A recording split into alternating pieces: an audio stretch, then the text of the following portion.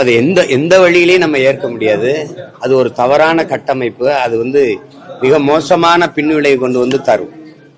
முதல்ல இந்தியான்னு ஒரு நாடு இருந்ததில்லை, உருவாக்கப்பட்டது. இது பல மொழி பேசும் மக்கள் பல்வேறு மாகாணங்களா உங்களுக்கு தெரியும், பல்வேறு பிரிஞ்சு வாழ்ந்த ஒரு பிரதேசங்கள் இது. அப்புறம் வெள்ளைக்காரர்களால், முகலாயர்களால் கொஞ்சம் இணைக்கப்பட்டது. பிறகு வெள்ளைக்காரர்கள் உங்களுக்கு தெரியும், இந்திய நாட்டின் ஒற்றுமை என்பதே வெள்ளைக்காரனுடைய பீரங்கி கொண்டு துப்பாக்கி குண்டுகளை வச்சுதான் அவன் துப்பாக்கி வச்சு மிரட்டி இணைச்சிருக்கான். இப்போ அதுல இந்தியா ஒரு தேசமே இல்லை, பல தேசங்களின் ஒன்றியம்தான். அதுல போய் இந்தியா தேசியத்தின் மொழி அப்படின்னு ஹிந்தி தேசிய மொழின்னு சொல்றத எப்படி இருக்கிறது? நாங்க இருக்கிறது ஒரு மராட்டியர் இருக்கிறாங்களா, பஞ்சாபி இருக்கிறாங்களா, கன்னடர் இருக்கிறாங்களா? அவரவர் மொழி அவருக்கு. அதனால இது எந்த வழியும் ஏற்புடையதில்லை. இது அது சும்மா அவங்க அதிகாரத்தில் இருக்கிறதுனால திரும்ப திரும்ப அதையே பேசி பேசி பதிவு பண்றாங்க. இந்தியாவின் தேசிய மொழின்னு நீங்க உருவாக்குறீங்க, அப்படி கட்டமைக்கிறீங்க. அப்படி இல்லை. இந்திய மொழிகளில் மிக தொன்மையான மொழி எது? நாட்டின் பிரதம அமைச்சரே சொல்றாரு தமிழ் தான். அப்ப என் மொழிக்கு என்ன முன்னுரிமை இருக்கு, முக்கியத்துவம் இருக்கு? அதுக்கு என்ன அங்கீகாரம் இருக்கு? இந்தி பேசுற மாநிலங்களில் நீங்க இந்தி ஆட்சி மொழி, அதிகார மொழி, அது பண்பாட்டு மொழி, பயன்பாட்டு மொழியா இருக்கிறதுல எங்களுக்கு என்ன ஒரு பிரச்சனை இல்லையே. மும்மொழிங்கிறீங்க, அதுல எம்மொழி கற்கவே வாய்ப்பு இல்லாத போது உம்மொழி எதுக்கு? அதுல எம்மொழி எங்க இருக்கு? அதனால அது ஏற்புடையதில்லை. அவங்க பேசிக்கிட்டே இருப்பாங்க, இந்த அதிகாரங்களை வச்சு பேசிக்கொண்டே இருப்பாங்க. அதுதான் இங்க தேசிய ஒருமைப்பாட்டுக்கும் இறையாண்மைக்கும் அது எந்த வழியிலையும் ஏற்புடையதா வராது. அது ஆட்சியாளர்கள் கவனத்தில் வச்சுக்கிண்டு அது செயல்படணும். திரும்ப திரும்ப பேசிட்டு இருப்பாங்க. அதை தேவையில்லை, அதை பொருட்படுத்த வேண்டியதில்லை. இப்ப சமீபத்துல பாத்தீங்கன்னா கக்கஞ்சி அண்ணாவுடைய பேரை கழிப்பிடத்துக்கு வச்சிருக்கிறாங்க, கழிவறைக்கு நினைவு இதுன்னு போட்டு. ஆனா இன்னைக்கு சட்டமன்றத்துல கல்லூரி ஈரோட்ல கட்டுறதுக்கு கலைஞர் கருணாநிதி பேரை வைப்போம் அப்படின்னு சொல்லியிருக்காங்க. இதை எப்படி பாக்குறீங்க? நியாயமா ஐயா கருணாநிதி அவர்கள் பேரை குடிப்பகத்துக்கு தான் வச்சிருக்கணும். அதுதான் அது இருக்கு. இது இன்னும் அவர் பேரை வைக்காத இடம் குடிப்பகமும் இந்த கழிப்பிடம் தான், 2 இடம் தான் இருக்குது. எல்லாத்துக்கும் வச்சுட்டாங்க. ஜல்லிக்கட்டு விளையாட்டு போட்டிக்கு அவருக்கு என்ன சம்பந்தம் இருக்கு? எதுக்கு அவர் பேரை வச்சிங்க சொல்லுங்க நீங்க? அவங்க அதிகாரத்தில் இருக்கிறாங்க, அதை திரும்ப திரும்ப வைக்கிறாங்க. இந்த நாட்டில் ஒரு நேர்மை நேர்வடிமா வாழ்ந்த ஒரு மாபெரும் மனிதர் ஐயா நம்ம தாத்தா கக்கன் அவர்கள். அதுக்கப்புறம் உங்களுக்கு தெரியும், உங்க கட்சியினுடைய நிறுவன தலைவர் பேரறிஞர் அண்ணா அவர்கள் கொண்டு கழிப்பிடத்துக்கு வைக்கிறதுங்கிறது அது எப்படி எடுத்துக்கிறது? மதிக்கிறாங்களா, அவமதிக்கிறாங்களா? அப்படிதான் நம்ம பார்க்க வேண்டியது இருக்கு. இப்ப அதிகாரத்தில் இருக்கும்போது அவங்க அப்பா பேரை வச்சு வச்சு பாக்குறாங்க. இந்த அதிகாரம் நிலையானது இல்லைங்கிறது அவங்க நினைவில் இருந்தா இதெல்லாம் நடக்காது. ஒரு நாள் இது மாறிச்சுன்னா அந்த பேரு மாறிடும், அவ்வளவுதான். இது ஒரு பெரிய இது இல்ல, அதை போய் பொருள்படுத்திக்க வேண்டியதில்லை. சரி, கொஞ்ச நாள் வச்சு பார்த்து அப்பா பேரை பார்த்து பெருமைப்பட்டு மகிழ்ச்சி அடைஞ்சுக்கிற வேண்டியதுதான். தொடர்ந்து எல்லாம் கூட்டணி பேச்சுவார்த்தை நடந்துகிட்டே இருக்கு. ஆல்ரெடி ஒரு கூட்டணி அமைஞ்சிருச்சு, பாரதிய ஜனதா கூட்டணி அதிமுகவோட. திமுக அவங்க கூட்டணியில தான் இருக்காங்க, எங்க கூட விலகல யாரும் அப்படின்னு சொல்லியிருக்காங்க. ஆனா சீமான் அவர்கள் தொடர்ந்து எனக்கு கூட்டணியே கிடையாது அப்படின்னு சொல்லியிருக்காங்க. தனித்து இன்னொரு டிவிக்கே உங்களுடைய தம்பி விஜய் அவர்களும் தனித்தான் வந்து கொண்டே இருக்காரு. ஒருவேளை சீமான் அவர்களோடு கைகோர்த்துக்கான வாய்ப்பு இருக்குமா, இல்ல சீமான் அவர்களோடு கைகோர்த்துக்கான வாய்ப்பு இருக்குமா விஜய் அவர்களோடு தவைக்க கட்சியோட? இல்ல, அவரு அங்க அண்ணன் தம்பியா இருந்தாலும் கொள்கை வெவ்வேறு ஆயிடுச்சு, பாதை வெவ்வேறு ஆயிடுச்சு. உங்களுக்கு புரியுது? அவர் திராவிடமும் தமிழ் தேசியம் ஒண்ணுங்கிறாரு. நாங்க திராவிடம் எங்க இனத்தினுடைய கொடிய புண்ணுங்கிறோம். நாங்க தமிழ் தேசியம் தான். எங்களுக்கு இங்க இருக்க வேண்டியது, இருந்திருக்க வேண்டியதே தமிழ். இது தேசம், தமிழ் தேசம். இங்க இருக்க வேண்டிய அரசியல் தமிழ் தேச அரசியல்ங்கிறோம்.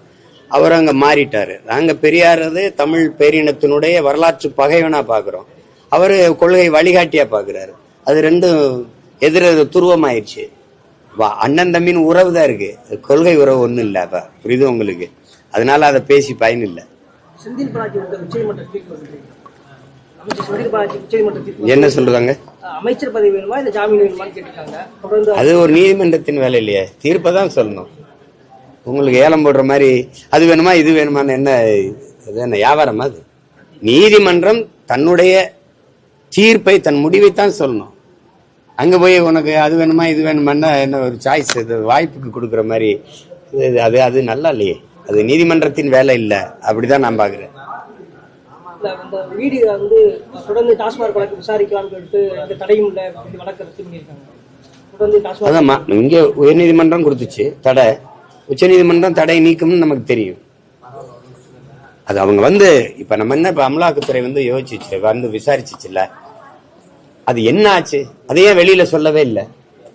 இப்ப நீங்க இப்படி பாருங்க, இதே சாராய இந்த மது ஊழல்ல தான் ஐயா சந்திரசேகர ராவ் மகள் அந்த கவிதாவை கல்யாணம் கைது பண்ணாங்க.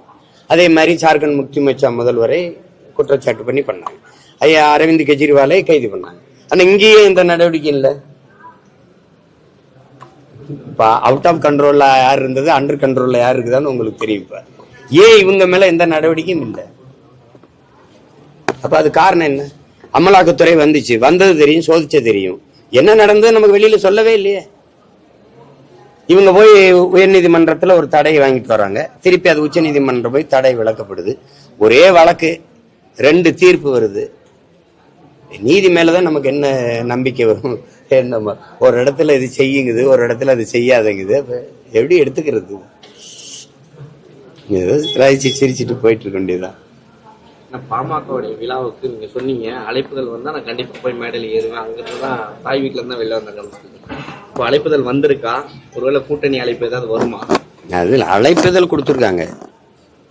வாழ்த்து அந்த மடலுக்கு மடலுக்கு வந்து வாழ்த்து அனுப்பியிருக்கேன்.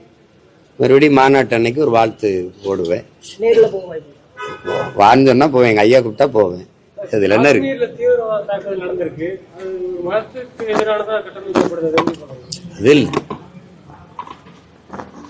அப்படி எடுத்துக்கிற கூடாது, அப்படி கட்டமைக்க கூடாது, அது தவறு. நம்ம ஆட்சியினுடைய பாதுகாப்புல இருந்த பழகினம் அது. ஒரு தீவிரவாதி ஊடுருவிட்டான்னு சொல்றதே தோல்விதானே. ஊடுருவும் போது என்ன பண்ணிட்டு இருந்தீங்க? இப்ப நான் என் வீட்டுக்கு ஒரு வாயில் காவலர் போடுறேன் அப்படின்னா, திருடனை விரட்டி பிடிக்கவா, வரும்போது தடுத்து பிடிக்கவா? திருட வரும்போது தடுத்து பிடிக்கவா, திருடிட்டு போகும்போது விரட்டி பிடிக்கவா? நீங்க சொல்லுங்க. இவ்வளவு பெரிய வலிமையான கட்டமைப்பு, உளவு கட்டமைப்பு, பாதுகாப்பு கட்டமைப்பு, 3 படைப்பிரிவு இவ்வளவு இருந்து ஊடுருவி தாக்குதல் நடத்துற வரைக்கும் என்ன பண்ணிட்டு இருந்தீங்க? அப்படித்தான் புல்வாமால நடந்துச்சு, இப்ப நடந்திருக்கு. இதை வந்து ஒரு மதத்தின் மீது பழியப்படுவது எப்படி? நம்மளுடைய பாதுகாப்புத்துறையினுடைய பலகீனம், நம்மளுடைய குறைபாடு. அது தடுத்திருக்க முடியும்ல. அப்ப திடீர்னு இதை இவ்வளவு தூரம் விட்டுட்டு இப்ப வந்து திடீர்னு ஒரு மதத்தின் மீது பழிய சுமத்துறத ஏற்க முடியாது. எந்த மதத்தில் தீவிரவாதம் இல்லை, எந்த மதத்தில் இல்லை.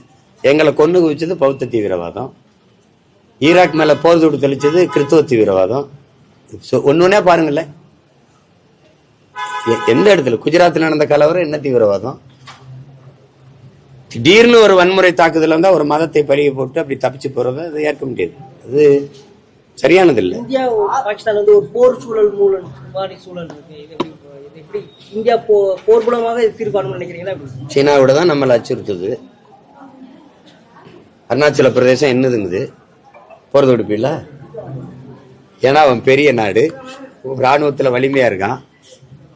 இவன் உங்க மகன், நீங்க பெத்து போட்ட பிள்ளை. பாகிஸ்தான் சின்ன நாடு, உடனே மிரட்டுறீங்க அவனை.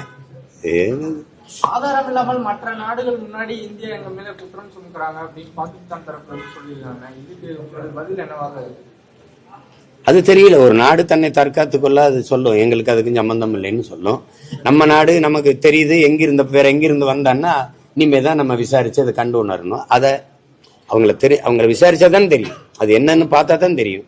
இது எங்கிருந்து வந்தது, யாரு, என்ன நோக்கத்துக்காக இந்த தாக்குதல் நடத்தப்பட்டிருக்கு, எதுவுமே தெரியாம நம்ம இரு நாடு இதுகளுக்கு இடையிலே நம்ம ஒரு கருத்தை சிறுபுலத்தனமா பதிவு செய்ய முடியாது. ஏன்னா இது மிகுந்த பொறுப்புமிக்க ஒரு இது, நாட்டின் பாதுகாப்பு சம்பந்தப்பட்டது. அதனால மிக கவனமா நம்ம பதிவு செய்யணும் வார்த்தைகளை. இவ்வளவு துயரமான சம்பவம் நடந்திருக்கு, பெரிய ஷூட்லாம் நடந்திருக்கு. ஆனா பாகிஸ்தான் தூதரத்துக்கு கேக் வாங்கிட்டு போயிருக்காங்க காலையில.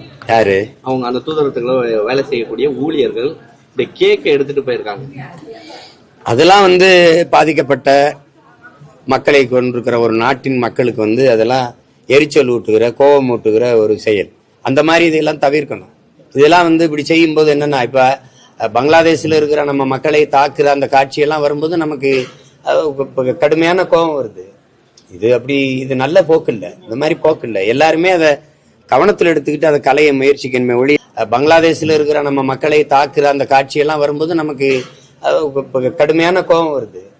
இது நல்ல போக்கு இல்லை, இந்த மாதிரி போக்கு இல்லை. எல்லாருமே அதை கவனத்தில் எடுத்துக்கிட்டு அதை கலைய முயற்சிக்கணுமே ஒழிய இப்ப இந்த காட்சியை பார்க்கும்போது இவங்க வர நம்ம செத்து கிடக்குற அவங்க இன்சுவை கட்டி தூக்கிட்டு உள்ள வரா அப்படின்னு வெறுப்பா தான் இருக்கும்.